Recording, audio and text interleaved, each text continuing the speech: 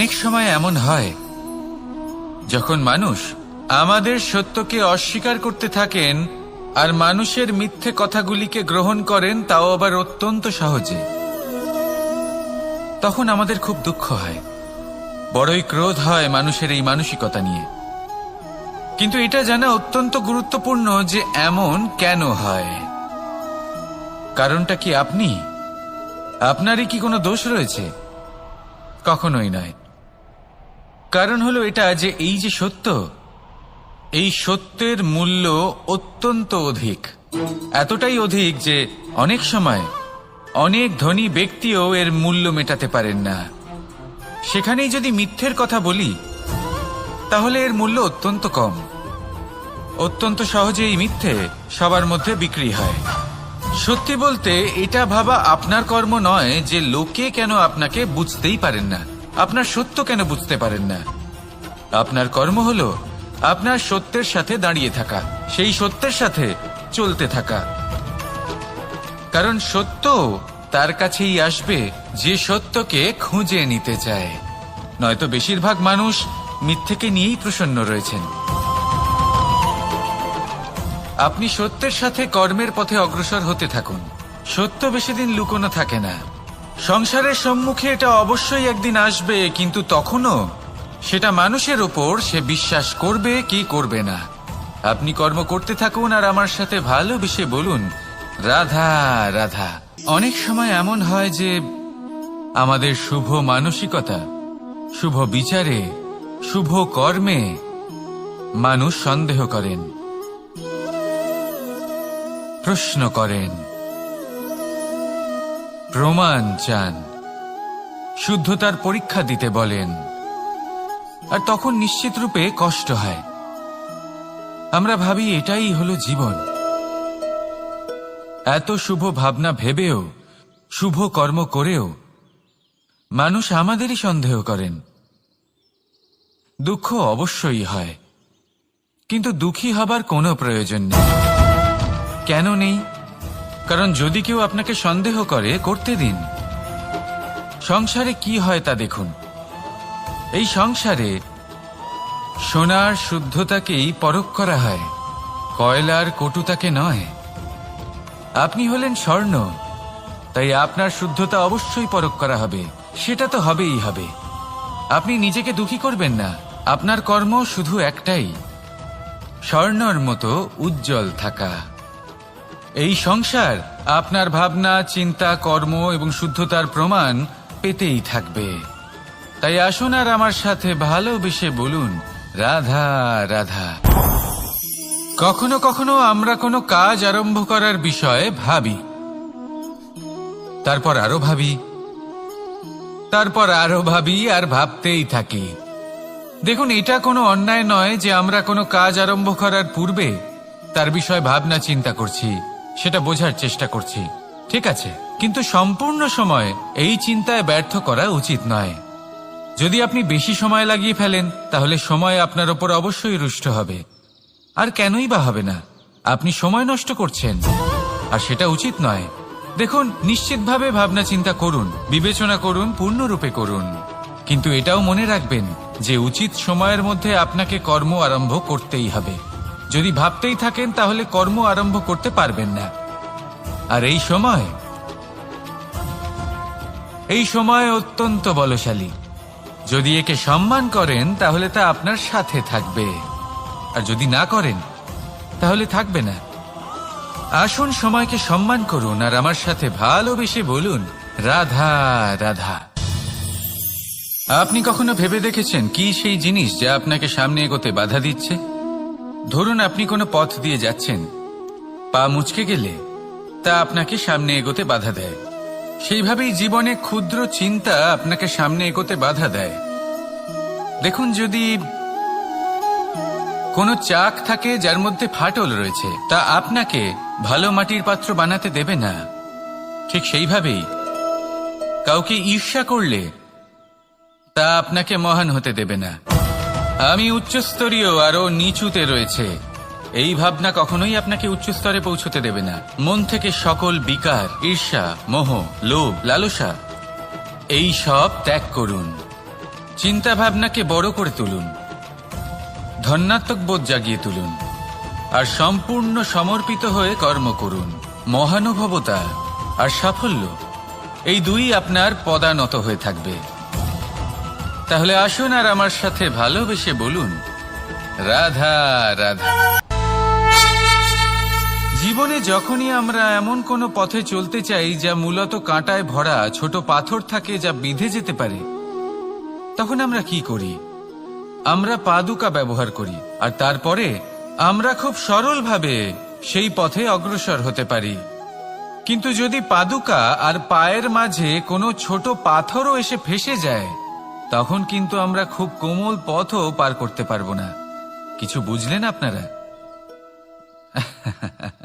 এর সারমর্ম হলো এটাই যে আমরা বাইরের যুদ্ধ জয় করতে পারি, সেখানে সফল হতে পারি, কিন্তু তার থেকেও অনেক বেশি গুরুত্বপূর্ণ আর অনেক বেশি কঠিন অন্তরের যুদ্ধ হয়, অন্তরের সমস্যাগুলি হয়। লোভ, মোহ, ক্রোধ, লালসা, ভয়, যদি এইগুলি আপনার মধ্যে থাকে, তাহলে আপনি সংসারের যে কোনো স্তরে পৌঁছতে পারেন, অনেক বড় বড় যুদ্ধ জয় করতে পারেন, কিন্তু আপনি সন্তুষ্টি পাবেন না। তাই সর্বপ্রথম নিজেকে শুধরে নিন, তারপরে এই সংসারকে জয় করুন। তবে তার আগে আমার সাথে ভালোবেসে বলুন, রাধা রাধা। খুব বড় একটা প্রশ্ন করতে চলেছি, এই সংসারের সব থেকে বেশি সুখী কে? এবার কেউ বলবে সেই ব্যক্তি যিনি সব থেকে বেশি ধনী, যার কাছে সব থেকে বেশি ধন আছে, আভূষণ আছে, স্বর্ণ আছে। কেউ বলবেন কোনো রাজ্যের রাজা, কারণ তিনি শাসন করতে পারেন, তার আদেশ ছাড়া কোনো কাজ সম্ভব নয়, ইত্যাদি ইত্যাদি। এর উত্তর যদি আমি দিই, তাহলে এটুকুই বলবো, সংসারের সব থেকে সুখী ব্যক্তি হলেন তিনি যিনি সন্তুষ্ট। তার কাছে সন্তোষরূপী ধন আছে, যা তাকে সুখী রাখে। এবার এই সন্তুষ্টি সেটা কিভাবে আসে জীবনে? এটা আসে ধৈর্যের কারণে। ধৈর্যের এই অনুভূতি অত্যন্ত শক্তিশালী। এই ধৈর্যই কিন্তু আমাদের ধরিত্রীকে ধরিত্রী মাতা করে তোলে, কারণ ধরিত্রী মাতা ধারণ করেন, সহ্য করেন, ধৈর্য ধরেন এবং নিজের কর্ম করতে থাকেন। সেটা ধৈর্যই ছিল মাতা সীতার মধ্যে, যা রাবণের অন্ত করে দিল। এই ধৈর্যের কারণেই নারায়ণ কুর্ম অবতার ধারণ করেছিলেন, বড় একটা পর্বতকে পৃষ্ঠে ধারণ করেছিলেন এবং সমুদ্র মন্থনকে সম্ভব করেছিলেন। সেই জন্য সর্বপ্রথম মনের মধ্যে ধৈর্যকে নিয়ে আসুন। এই ধৈর্যই আপনাকে সন্তুষ্টির পথে নিয়ে যাবে, আর এই সন্তুষ্টি আপনাকে লোভ, মোহ এবং লালসার পথ থেকে দূরে নিয়ে সুখের পথে নিয়ে যাবে। আর তখন এই মন প্রসন্ন হয়ে বলবে, রাধা রাধা। এই সংসারে এমন কখনোই হবে না যে আপনি কিছু একটা করলেন কিন্তু তার মূল্য আপনাকে দিতেই হলো না। যে কোনো কাজের জন্য, যে কোনো কর্মের জন্য আপনাকে মূল্য দিতেই হবে। প্রকৃতিও আমাদের এটাই শেখায়। আকাশে দেখুন সূর্যকে, প্রত্যেকদিন আমাদের প্রকাশ প্রদান করেন। এনাকে সূর্য নারায়ণ বলা হয়। ইনি কি মূল্য প্রদান করেন? নিজে জ্বলতে থাকেন।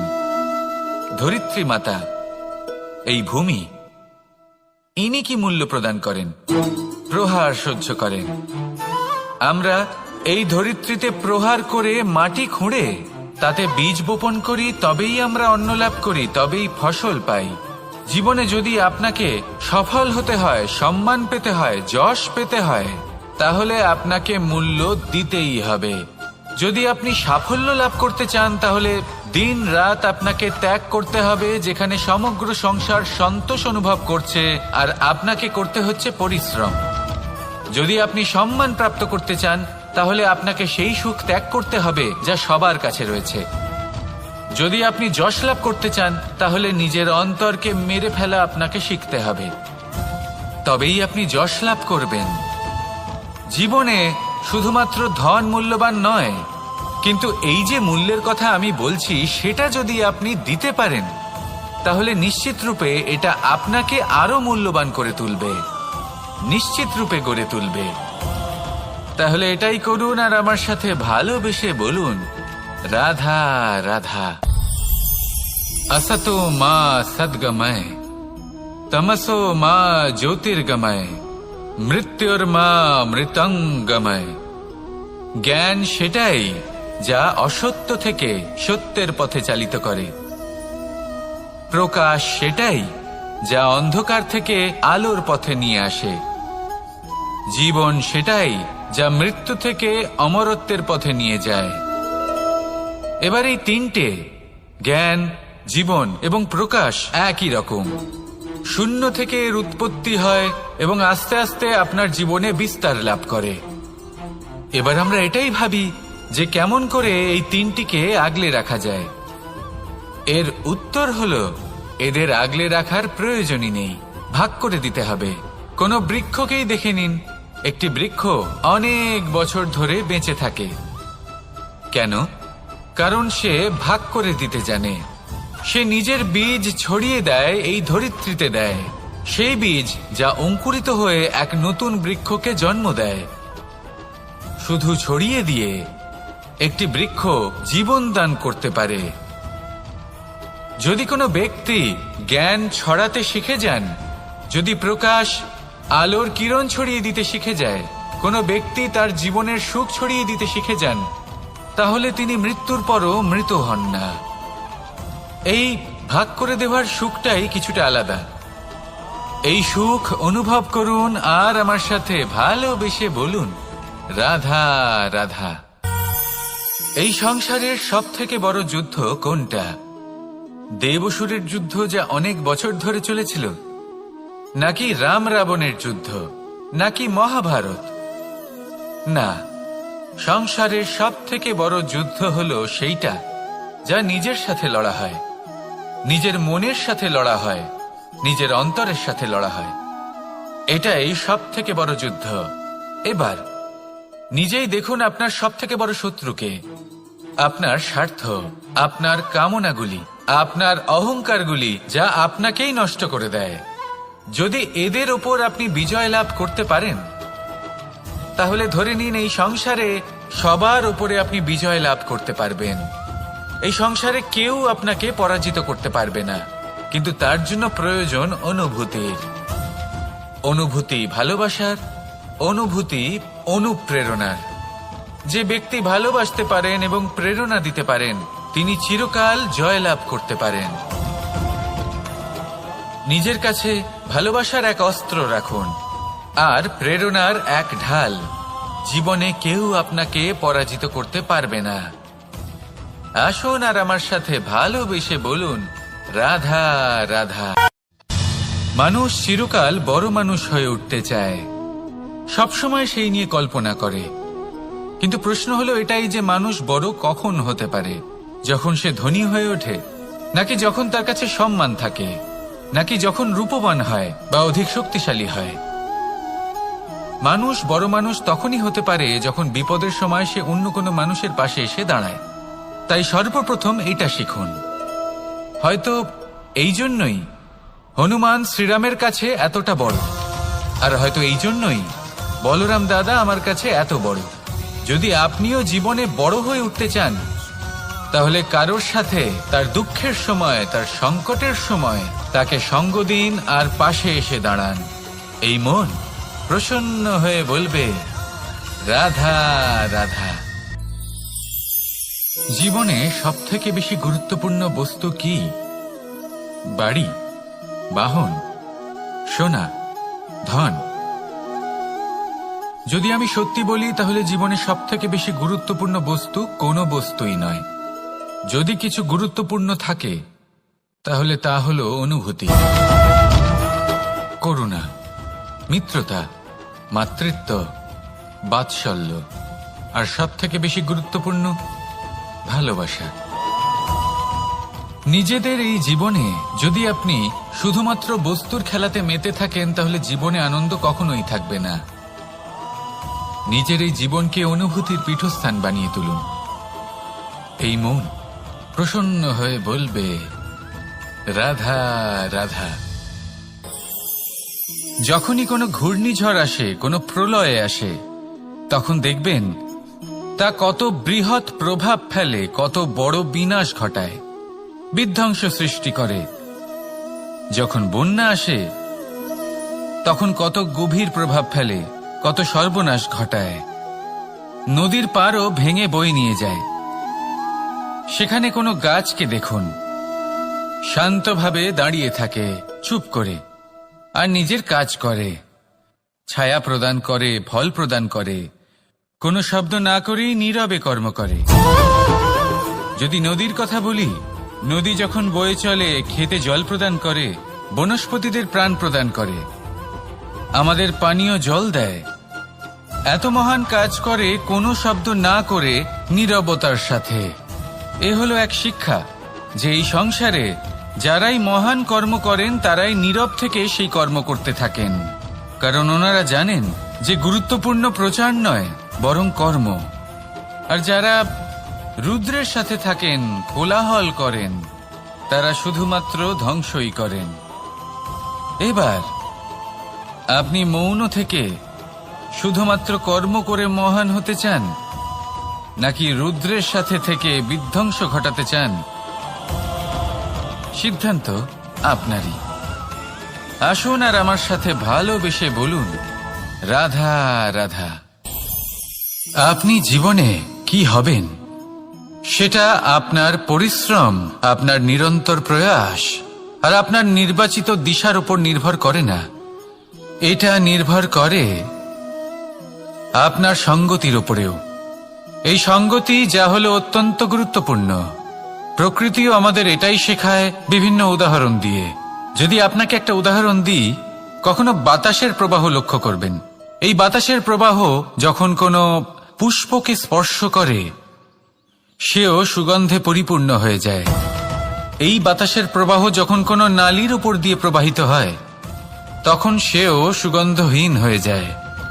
এ সঙ্গতির প্রভাব যা মানুষকে কোথা থেকে কোথায় নিয়ে যেতে পারে আপনি জানতেও পারবেন না। এ হলো সঙ্গতির প্রভাব, যেখানে চানার সাথে গুড়ও মিশে যেতে পারে। এ হলো সঙ্গতিরই প্রভাব, যেখানে একটা সাধারণ পাথর স্বর্ণের সাথে মিশে গিয়ে একটা রত্নে পরিণত হতে পারে। তাই এই সঙ্গতির বিষয়ে বিশেষ খেয়াল রাখবেন। আপনি কার সাথে মিশছেন, কি বলছেন, কি শিখছেন, আপনার অস্তিত্বের উপর তাদের কি প্রভাব পড়ছে সব লক্ষ্য করবেন। আর আমার সাথে ভালোবেসে বলবেন, রাধা রাধা। যখন আমরা জীবনে কোনো লক্ষ্যের দিকে অগ্রসর হই, তখন অনেক সংখ্যক লোক আমাদের পরামর্শ দেন যে আপনি এটা করুন, আপনার সেটা করা উচিত, আপনার ওই আদর্শ ব্যক্তিরই মতো ওই পথেই চলা উচিত। আমাদের ভালো লাগে, আমরা তা অনুসরণ করতে থাকি, কারণ সেই পথে 1 বা 10 জন মানুষ চলে নিজের লক্ষ্য প্রাপ্ত করে ফেলেছেন। এবার সেই লোকেরা সেই পথে চলে নিজের লক্ষ্য প্রাপ্ত করেছেন, তার মানে কি এটাই যে আমাদেরও লক্ষ্য প্রাপ্তি হয়ে যাবে? কোনো মানে নেই। আমি আপনার কাছে একটা সহজ প্রশ্ন রাখছি, সেই আদর্শ ব্যক্তি কি আপনি? আপনি নন। সেই ব্যক্তি হলেন অন্য কেউ, যার নিজস্ব ভাবনা রয়েছে, নিজের বিচারধারা আছে, নিজের কর্ম আছে, নিজের অভিজ্ঞতা আছে, নিজের গুণ, নিজের অপগুণ আছে, তাদের নিজেদের একটা যাত্রা আছে, নিজের লক্ষ্য আছে। তিনি আপনি নন। যদি কথা বলি আপনার বিষয়ে, আপনার বিষয়ে সব থেকে বেশি কে জানে? আপনার যাত্রা, আপনার লক্ষ্যের বিষয়, আপনার ভাবনা চিন্তা, আপনার বিচারধারা, আপনার কর্মের বিষয়, আপনার কামনার বিষয়, আপনার অভিজ্ঞতার বিষয়, এই সব বিষয়ে সব থেকে বেশি যদি কেউ জানে, তিনি হলেন স্বয়ং আপনি। তাই নিজের জীবনে কোনো পথ নির্বাচন করবেন আর কিভাবে সামনে এগোবেন, এই নির্বাচনও শ্রেষ্ঠ হবে যদি সেটা আপনি নিজেই করেন। আপনি আপনার জীবনকে নিরীক্ষণ করুন, বুঝুন, আর নিজের লক্ষ্য গিয়ে প্রাপ্ত করে ফেলুন। সমাজের সামনে এমন একটা উদাহরণ আপনি প্রস্তুত করুন যাতে ভিড় আপনার পথে চলতে তৎপর হয়ে ওঠে। আসুন আর আমার সাথে ভালোবেসে বলুন, রাধা রাধা। সংকট, সমস্যা, বিপদ এগুলো তো সকলের জীবনেই আসে। অনেক সময় এমন হয় যে মানুষের জীবনে যখন এমন কোনো বিপদ আসে তখন সে ভয়ভীত হয়ে পড়ে, চিন্তিত হয়ে পড়ে, নিরাশ হয়ে যায়। কিন্তু আমি আপনাকে একটা সত্যি কথা বলি যে আমাদের ব্যক্তিত্বের বিকাশের জন্য, আমাদের নিজেদের লক্ষ্যে পৌঁছে দেবার জন্য এই সংকট, এই সমস্যা এগুলো অত্যন্ত গুরুত্বপূর্ণ।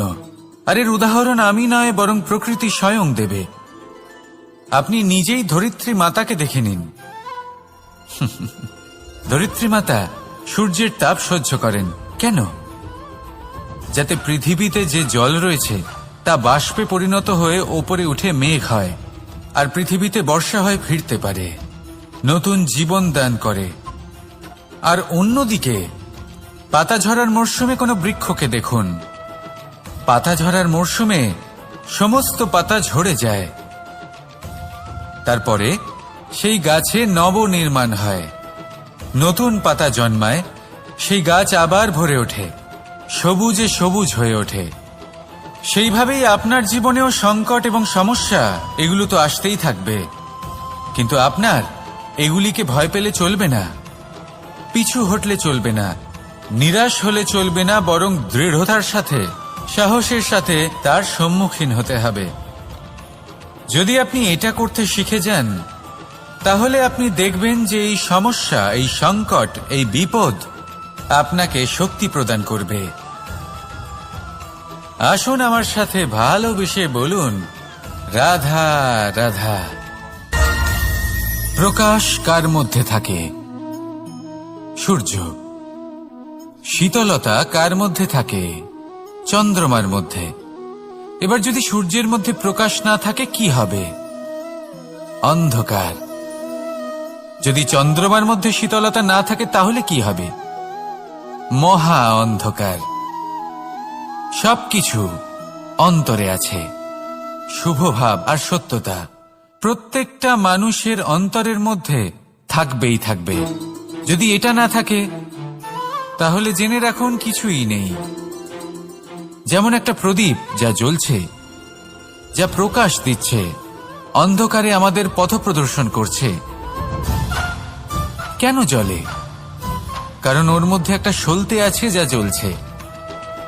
সলতে কেন জ্বলে? কারণ তার ভিতর ঘি আছে যা ওই সলতেকে জ্বলতে সাহায্য করে। সবকিছুই আমাদের মনের ভিতরেই রয়েছে, ভালো ভাব এবং সততাও। এই নিয়েই কর্ম করতে থাকুন আর জীবনের সামনে এগোতে থাকুন। সমস্ত জীবন আলোকিত হয়ে উঠবে। আসুন আর আমার সাথে ভালোবেসে বলুন, রাধা রাধা। লক্ষ্যে পৌঁছানো অত্যন্ত কঠিন হয়। কেউ ভাবেন যে কেন এত কঠিন হয়, কেন এত কষ্ট করতে হয় লক্ষ্যে পৌঁছানোর জন্য। এই লক্ষ্য সরলভাবে কেন আমার কাছে চলে আসে না? চলুন আপনাকে একটা কথা বলি, যদি আপনার লক্ষ্য কঠিন না হয় তাহলে তাকে পাওয়া আপনার পক্ষে অসম্ভব হয়ে উঠবে। লক্ষ্যে পৌঁছানোর এই রাস্তায় আপনি যে কড়া রোদের সম্মুখীন হন, যার থেকে আপনি দূরে পালাতে চান, সেই রোদ আপনাকে প্রেরণা যোগায় যে আপনি এগোতে থাকুন। ভাবুন একজন যাত্রী যে কিনা নিজের লক্ষ্যের দিকে যাচ্ছেন, সেই পথে উনি যদি একটু ছায়া পেয়ে যান আর উনি ওখানে বিশ্রাম নেন, তাহলে তার সাথে তার ভাগ্য গভীর নিদ্রায় সেখানে বিলীন হয়ে যায়। তাই পরিশ্রমের কড়া রোদের থেকে কখনো দূরে পালাবেন না। জীবনে শুধু সামনে এগোতে থাকুন দৃঢ়তার সাথে। আর লক্ষ্য সরল হোক, কঠিন হোক বা অত্যাধিক কঠিন হোক, একটা কথা মনে রাখবেন, যে জীবনের লক্ষ্যে পৌঁছতে পেরেছে সে লক্ষ্য প্রাপ্তির জন্য আফসোস কখনোই করে না। রাধা রাধা। এই সংসারে সাফল্য লাভ করার জন্য জ্ঞানের প্রয়োজন হয়, পরিশ্রমের প্রয়োজন হয়, দৃঢ় নিষ্ঠার প্রয়োজন হয়, নিরন্তর চেষ্টা করা প্রয়োজনীয়। কিন্তু আরো কিছু আছে যা অত্যন্ত প্রয়োজনীয় এবং গুরুত্বপূর্ণ। তা হলো ভালো বন্ধু। তাদের থাকা অত্যন্ত প্রয়োজনীয়। যদি ভালো বন্ধু থাকে তাহলে সময় এলে তারা ঢাল হয়ে আপনাকে সুরক্ষা করবেন। সময় এলে অস্ত্রের মতো শত্রুকে সংহারও করবেন।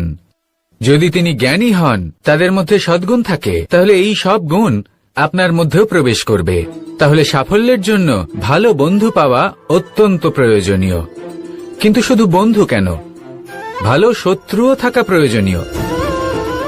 এবার আপনি ভাববেন, এ আমি কি বললাম? যদি আপনার জীবনেও ভালো অর্থাৎ শক্তিশালী শত্রু থাকে, তাহলে আপনিও শক্তিশালী হতে থাকবেন। এই শত্রু আপনাকে প্রেরিত করবে আরো বেশি শক্তিশালী হয়ে ওঠার। কখনো কোনো হরিণকে দেখুন, তীব্র গতিতে দৌড়তে থাকে। কেন তীব্র গতিতে দৌড়য়? এই কারণে নয় যে কোথাও তার জন্য মধুর ঘাস অপেক্ষা করে রয়েছে, না। সে এই কারণে তীব্র গতিতে দৌড়য় কারণ সেটা না করলে তার পেছনে একটি সিংহ আছে যে ওকে নিজের ভোজন করে ফেলবে। তাই জীবনে বিপদ, সংকট, এই সবকিছুও হলো অত্যন্ত গুরুত্বপূর্ণ। তার সম্মুখীন হতে শিখুন আর আমার সাথে ভালোবেসে বলুন, রাধা রাধা। ধৈর্য। এই ধৈর্য কি কোনো গুণ, কোনো অনুভূতি, কোনো দৃষ্টিভঙ্গি? আমার জন্য ধৈর্য এক বাহন। আপনি হয়তো ভাবছেন, এ কেমন বাহন? বাহন তো ঘোড়া হতে পারে, হাতি হতে পারে, উটও হতে পারে, কিন্তু ধৈর্যকে বাহন বানানো মানে? চলুন আপনাকে একটা কথা বোঝাই। পৃথিবীতে এমন কোনো বাহন নেই যে তার আরোহীকে আছড়ে ফেলেনি। সেটা উট হোক বা হাতি হোক বা ঘোড়া হোক, চলতে চলতে কখনো নড়বড় করেই বসে। তারপর সেই আরোহী পড়ে কারোর পায়, তারপর পড়ে তার নিজের নজরে। কিন্তু ধৈর্যরূপী বাহন কখনো কাউকে ফেলে না, কখনো না। না সেই আরোহী কারোর পায়ে পড়ে, আর না তো নিজের নজরে। কারণ ধৈর্য আপনাকে বিবেক প্রদান করে। বিবেক আপনাকে পরিকল্পনায় সাহায্য করে, আর পরিকল্পনা প্রদান করে আপনাকে শক্তি, আপনার লক্ষ্যের দিকে অগ্রসর হওয়ার। বুঝলেন? ধৈর্যকে সঙ্গে রাখুন, নিজেকে আরো ধৈর্যশীল করে তুলুন। এই ধৈর্যের সাহায্যে আরোহণ করে দেখুন কিভাবে এই বাহন আপনাকে আপনার গন্তব্যে পৌঁছে দেবে। রাধা রাধা। সংসারে এমন একটা ভ্রান্ত ধারণা রয়েছে যে সবকিছু ভাগ্যের দ্বারা পাওয়া যায়। কিন্তু ভাগ্য, প্রারব্ধ, এ তো সকলের জন্যই সমান হয়। এটা তো ব্যক্তির উপরে নির্ভরশীল হয়, তার আকাঙ্ক্ষার উপরে নির্ভরশীল হয়, বাসনার উপরে নির্ভরশীল হয়, স্বভাবের উপরে নির্ভরশীল হয় যে উনি সেটা নিয়ে কি করেন। দেখুন, এই প্রসাদ কিন্তু সকলকেই দেওয়া হয়, কিন্তু তা গ্রহণ করবেন কিভাবে সেটা ব্যক্তির উপরে নির্ভর করে। আপনাকে এক উদাহরণ দিই। যেমন ধরুন, দুজন মানুষকে আমি একটা করে মাটির ডেলা দিলাম, সেটা নিয়ে তারা কি করবেন? একজন মানুষ তার ছোট ছোট ডেলা বানাবেন আর পথযাত্রীদের ওপরে ছুঁড়ে মারবেন, হাসি ঠাট্টা করবেন, তাদের বস্ত্র নোংরা করে দেবেন, সেটাতেই উনি আনন্দ পাবেন। অন্যদিকে দ্বিতীয় ব্যক্তি সেই মাটির ডেলা দিয়েই নিজের জন্য একটা কুঁড়ে ঘর বানাবেন।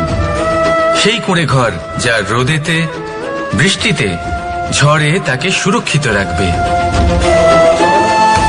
অনুভূতি, এই অনুভূতি বদলাতে শিখুন। এই অনুভূতি অত্যন্ত গুরুত্বপূর্ণ। ভালোবাসাতেও এই অনুভূতি হলো অত্যন্ত গুরুত্বপূর্ণ। ভালোবাসা সে বন্ধুর সাথে হোক, মা বাবার সাথে হোক, ভাই বোনের সাথে হোক, স্ত্রীর সাথে হোক, যে কারোর সাথে হোক।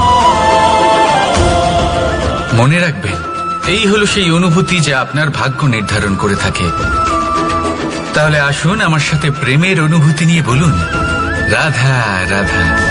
লক্ষ্য, পথ আর সাফল্য, এই তিনটেই একে অপরের সাথে জড়িত। কিন্তু অনেকবার মানুষ এদের ঠিকভাবে বুঝতে পারেন না। তারা ভাবেন যে যেরকম লক্ষ্য হবে সেরকমই পথ হবে। সেই মতোই লক্ষ্য কঠিন হলে পথ কঠিন হবে, লক্ষ্য সরল হলে পথও সরল হবে।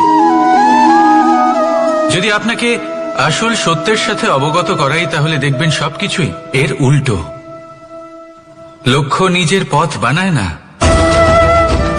পথ সেটাই যেটা আপনি স্বয়ং নির্বাচন করে আপনি নিজে বানান। সেই অনুসারেই আপনি আপনার লক্ষ্যে পৌঁছতে পারবেন। সেই জন্য জীবনে যখনই লক্ষ্যে পৌঁছানোর পথের বিষয়ে আপনি কোনো সিদ্ধান্ত নেবেন তাহলে তা ভেবে চিন্তে নেবেন, কারণ এই পথ অত্যন্ত গুরুত্বপূর্ণ। পথ যদি শুভ হয় তাহলে লক্ষ্য আপনা থেকেই শুভ হয়ে যায়। তাহলে আসুন আমার সাথে ভালোবেসে বলুন, রাধা রাধা। ভাগ্য আর কর্ম এই দুই এমন শব্দ যাকে ঘিরে সমগ্র সংসার। কেউ বলে আমার ভাগ্যে এটা ছিল না, যা পেলে আমার জীবন অন্যরকম হতো। কেউ বলে আমার গত জন্মের কর্ম নিশ্চয়ই এমন ছিল, যে কারণে এই জন্মে এরকম ভাগ্য পেয়েছি আমি। এসব বাদ দিন আর একবার শান্ত চিত্তে ভাবুন। আপনি বুঝতে পারবেন যে ভাগ্য আর কর্ম এই দুই এই জন্মের। তফাৎ শুধুমাত্র এটাই যে যদি ভাগ্যের কথা বলা হয় তাহলে আপনি এই ভাগ্যের থেকে যত বেশি আশা করবেন তত বেশি নিরাশ হবেন আপনি, কারণ এই আশা আপনাকে কর্ম করা থেকে আটকায়। যদি কথা বলা হয় কর্মের, তাহলে নিজের কর্মের প্রতি যত বিশ্বাস রাখবেন তত বেশি সফলতা আপনার কাছে আসবে। তাই একটা কথা মনে রাখবেন, ভাগ্য আপনার কর্ম নির্ধারণ করে না, কিন্তু আপনার কর্ম আপনার ভাগ্যকে অবশ্যই নির্ধারণ করে। রাধা রাধা নাম কত সাধারণ একটা বিষয়। প্রত্যেক মানুষ যে জন্ম নেয় তাকে একটা নাম দেওয়া হয়, যা সে পেয়ে থাকে তার মাতা পিতার দ্বারা, না হলে তার গুরুর দ্বারা, বা কোনো আত্মীয়ের দ্বারা, বা কোনো কাছের মানুষের দ্বারা। এই নামের সাথেই সে আস্তে আস্তে বেড়ে ওঠে। কিন্তু এটাই কি সেই নাম? এই নামই কি সবকিছু? কখনোই নয়। একটা নাম সেটা যা আপনি জন্মের সময় লাভ করেন, যে নামে আপনি কর্মের পথে অগ্রসর হন। আরও একটা নাম সেটা যা আপনি আপনার কর্মের দ্বারা অর্জন করেন, আর এই নামেই আপনাকে সবাই যুগ যুগ ধরে মনে রাখে। আপনার আসল নাম সেটা নয় যা আপনাকে জন্মের সময় দেওয়া হয়েছিল। আপনার আসল নাম সেটা যেটা আপনি আপনার কর্ম দ্বারা লাভ করেছেন, কারণ সেই লাভের পেছনে প্রচুর প্রয়াস লুকিয়ে থাকে, অনেক পরিশ্রম লুকিয়ে থাকে। কিন্তু যদি আপনি চান যে মানুষ আপনার নাম মনে রাখে, তাহলে আপনাকে কর্মের পথে অগ্রসর হতেই হবে। শুভ কর্ম করতে হবে, অনর্গল চেষ্টা করে যেতে হবে, মহান কাজ করতে হবে। আর বিশ্বাস করুন, আপনি একটা মহান নামের ফল অবশ্যই লাভ করবেন। রাধা রাধা। আমি এখানে একা এই বনে বসে আছি, বাঁশি বাজাচ্ছি। কার জন্য? কে আছেন এখানে? কেউ নেই। আমার প্রজা, আমার রাজ্য, আমার পরিবার আমার থেকে অনেক দূরে আছেন। আমি এখানে একা এই বনে বসে এই আকাশের এই রঙের, গাছের এই সব ফলের, মাটির সুবাসের আনন্দ উপভোগ করছি। কেন? আমি হলাম দ্বারকাধীশ। এমন কি রাজকীয় বা ভৌতিক সুখ রয়েছে যে আমি ওখানে পেতে পারি না?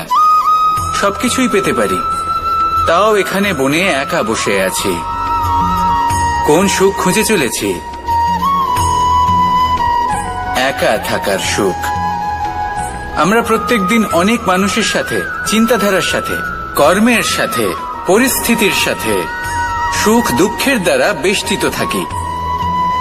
জীবনের এই চক্রে আমরা জড়িয়ে পড়তে থাকি। যতই আমরা এই সমস্যার সমাধান করি, আমরা ততই এতে জড়িয়ে পড়ি। আমরা এতটাই জড়িয়ে পড়ি যে যখন আমরা আয়নায় নিজেদের দেখি, তখন আমরা নিজেদের চিনতেই পারি না। এমন মনে হয় যেন আমরা নিজেদের হারিয়ে ফেলেছি। সেই জন্য প্রত্যেক দিন আপনি কিছু সময় নিজের সাথে কাটান একান্তে। এটা অত্যন্ত আবশ্যক। নিজের অস্তিত্বের গভীরে গিয়ে দেখতে শিখুন, নিজেকে বুঝুন। অদ্ভুত শান্তির অনুভূতি হবে। যেমন এই বায়ু, এই বৃক্ষ, এই পুষ্প, এই নিসর্গ, এদের মতো আপনিও কখনো একলা হতে শিখুন। কখনো নিসর্গের একটা অংশ হয়ে দেখুন। এই মন প্রসন্ন হয়ে বলবে, রাধা। একবার একটা শেয়াল বনে বিচরণ করছিল। ও একটা ছোট্ট শাবক দেখতে পেল। ও ভাবলো, আজ একেই আমি খাবার হিসেবে গ্রহণ করব। আশেপাশে দেখলো কেউ দেখছে না, তো কেউ ছিল না।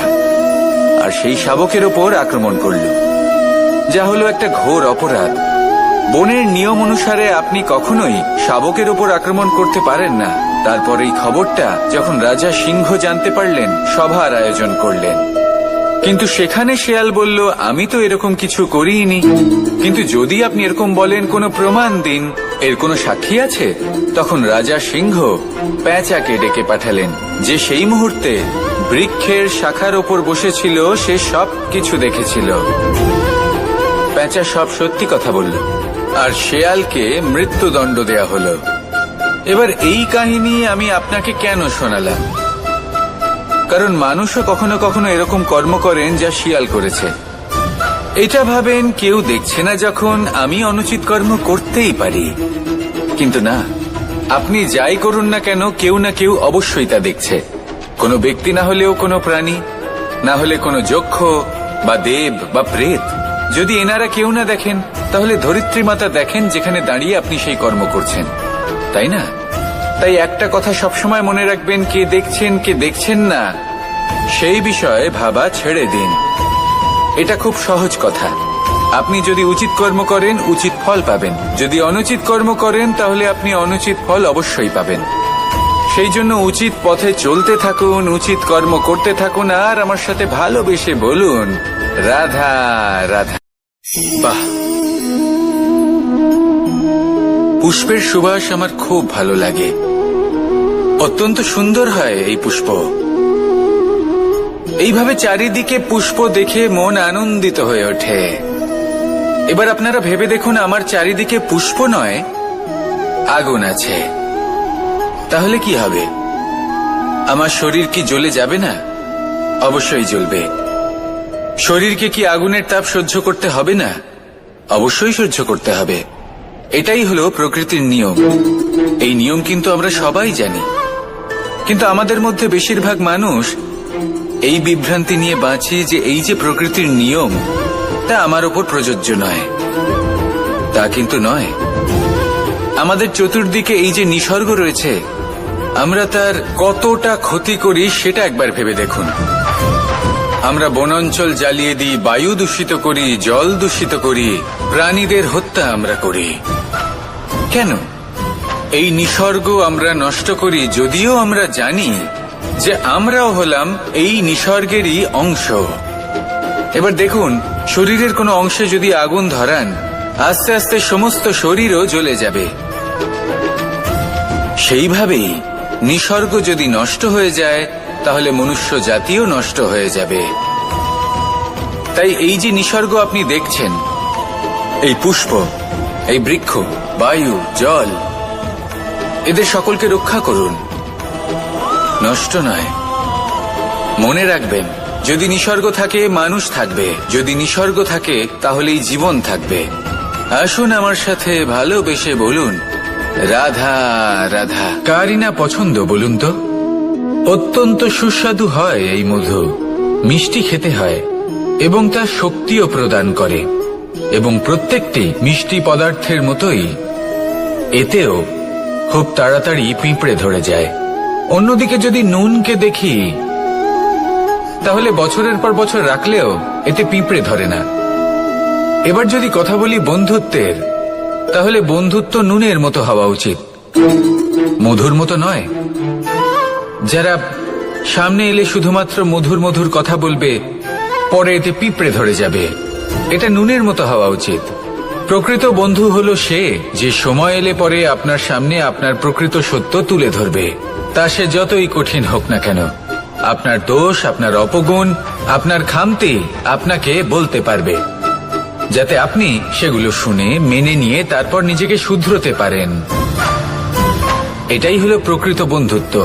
কখনো নিজের জীবনের আশেপাশে মন দিয়ে দেখবেন, অনেক সময় এমন মানুষ থাকেন, অনেক বন্ধু থাকেন যাদের দেখে আমাদের মনে হয় যে এনারা খুব কঠোর, এনাদের কথা খুব কটু। কিন্তু বেশিরভাগ এমন মানুষের মনটা যদি বুঝতে পারেন তাহলে দেখবেন তাতে কোনো মালিন্য নেই, এনাদের মন অত্যন্ত পবিত্র হয়। যদি আপনার জীবনেও এমন কোনো ব্যক্তি থেকে থাকে, এমন বন্ধু থাকে, তাহলে তাদের আগলে রাখুন আর আমার সাথে ভালোবেসে বলুন, রাধা রাধা।